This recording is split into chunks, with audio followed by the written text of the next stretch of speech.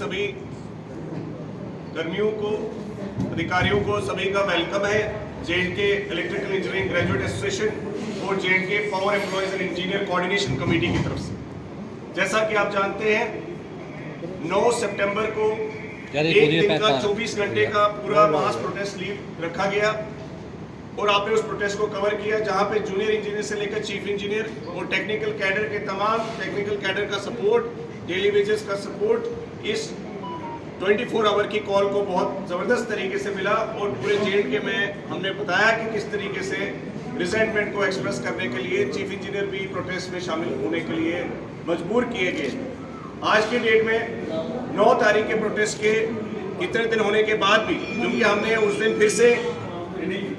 उस दिन गवर्नमेंट को फिर से हमने जब इनडिफरेंट एटीट्यूड गवर्नमेंट का देखा और गवर्नमेंट की तरफ से कोई भी हाई लेवल पे इनिशिएटिव नहीं लिया गया at the level of the chief secretary और द वर्दी लेफ्टिनेंट गवर्नर साहब की तरफ से, तो 9 तारीख को ये तय किया गया कि 25 और 26 को सितंबर को एग्जैक्ट 15 दिन के बाद 9 तारीख से 48 घंटे का जो है पूरा प्रोटेस्ट रहेगा, वर्क बाइकआउट रहेगा।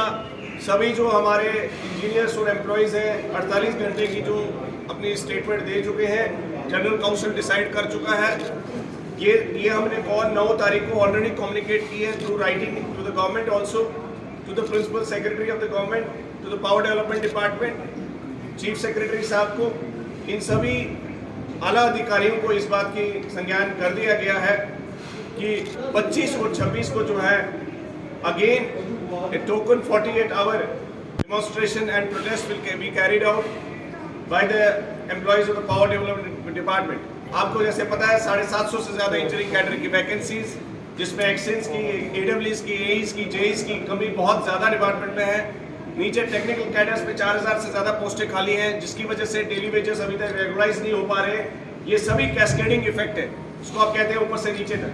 जब तक आप इसको रिजॉल्व नहीं करेंगे, कंज्यूमर्स जो बार बार सफ़र कर रहे हैं और पीक समर में जो प्रॉब्लम्स आती हैं वो आप देख रहे हैं, उनको एड्रेस करने में इतनी दिक्कत हो रही है कि एक जूनियर इंजीनियर्स के पास, फीडर मैनेजर्स के पास 20-20, 21-21 फीडर देने पड़ रहे हैं। जो चीफ इंजीनियर्स, असिस्टेंट इंजीनियर्स और जूनियर इंजीनियर्स के ग्रेड में सैलरी ले रहे हैं, वो 2019 का डिसीजन अभी तक इम्प्लीमेंट नहीं हुआ, जो कि एग्रीमेंट में भी हमारे साथ 2021 की पावर स्ट्राइक के बाद ये एग्रीमेंट किया गया था।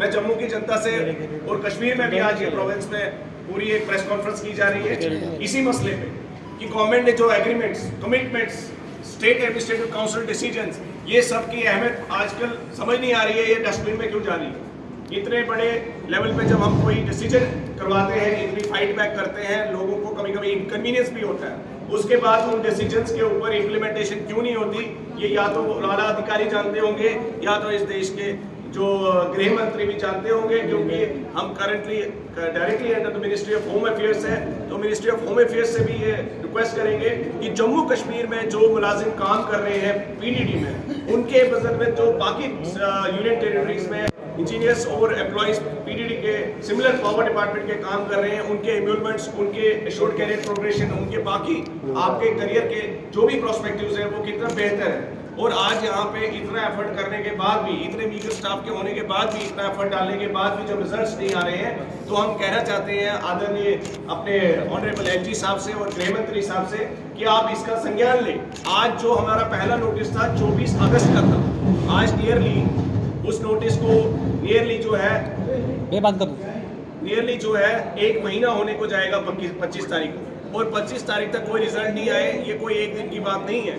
आप जो आज हम प्रेस कॉन्फ्रेंस इसीलिए फिर से कर रहे हैं ताकि सरकार को ये पता चले कि उन्होंने जो पहले हमारा 1 महीना होने को आएगा, 25 तारीख को 1 महीना होने को आएगा, और एडिशनल चार्ज सिस्टम अभी तक खत्म नहीं हुआ, बल्कि और एडिशनल चार्ज इन 10 दिनों में भी दिएगी।